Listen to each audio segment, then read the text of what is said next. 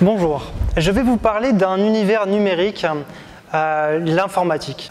Donc je vais vous parler d'un univers virtuel qu'on appelle l'informatique, mais nous allons voir au travers de la problématique de la sécurité informatique que ce monde n'est pas si virtuel que cela et qu'il peut influencer sur notre vie de tous les jours.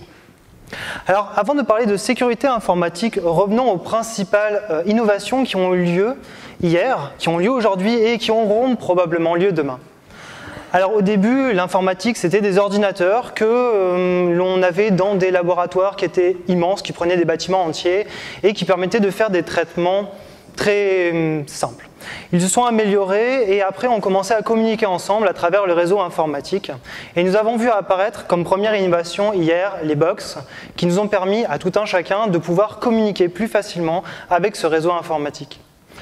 Après sont apparus d'autres systèmes tels que les téléphones intelligents ou les tablettes qui nous permettent désormais de pouvoir communiquer de façon plus simple, de pouvoir interagir avec un univers multimédia beaucoup plus riche.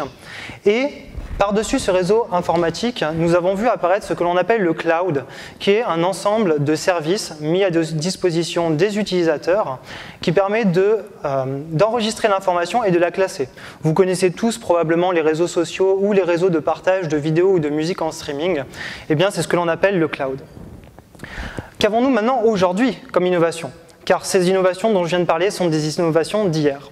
Aujourd'hui, nous avons tout ce qui est les montres intelligentes ou les lunettes intelligentes qui permettent d'interagir avec de nouvelles manières avec ce monde numérique, de l'enrichir de nouvelles informations. Le cloud continue d'évoluer pour arriver à apporter de l'information toujours plus pertinente et toujours mieux classée. Et maintenant, les innovations de demain vont se tourner vers plutôt l'assistance des utilisateurs par un système informatique.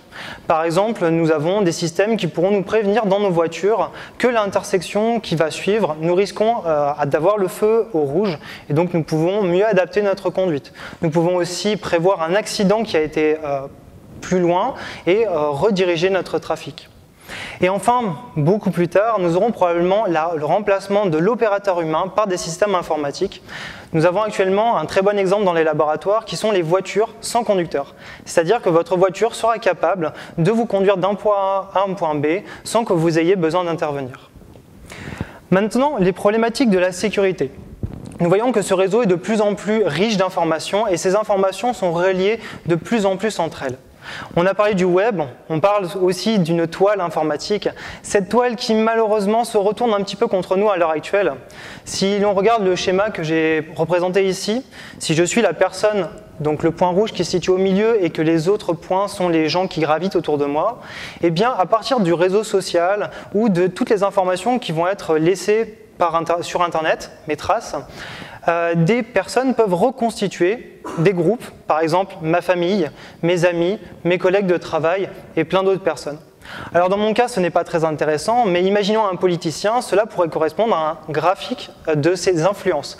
Donc les personnes qui sont en relation directe avec lui, et cela pourrait poser problème si une personne mal intentionnelle utilisait ces informations pour manipuler un politicien par exemple.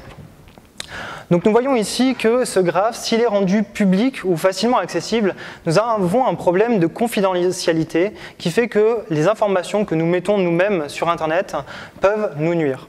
Nous avons eu récemment le très beau projet PRISM de la NSA qui permettait de repérer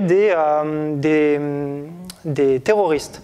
L'idée était très bonne, c'était de savoir si une personne avait un potentiel à être terroriste. Cependant, pour effectuer cela, ils allaient espionner nos communications et donc notre vie privée n'était absolument pas respectée. Donc nous avons le premier problème de la sécurité qui est la confidentialité. Le second problème, c'est la disponibilité. Si un jour nous perdons par exemple l'accès à Internet ou si nos fichiers que nous avions placés sur un serveur se trouvent être piratés et détruits par un attaquant et que nous n'en avons pas de sauvegarde, nous ne pouvons plus accéder à cette information. Donc la deuxième problématique est la disponibilité de l'information. Et finalement, la troisième qui devrait apparaître demain, ça va être la sécurité et innocuité. Par exemple, si vous avez une voiture sans conducteur, avez-vous confiance en cette voiture? Ne risque-t-elle pas de provoquer des accidents et ainsi vous blesser? Donc c'est le troisième point. Maintenant, cette toile intelligente, sommes-nous condamnés à la subir ou pouvons-nous faire quelque chose?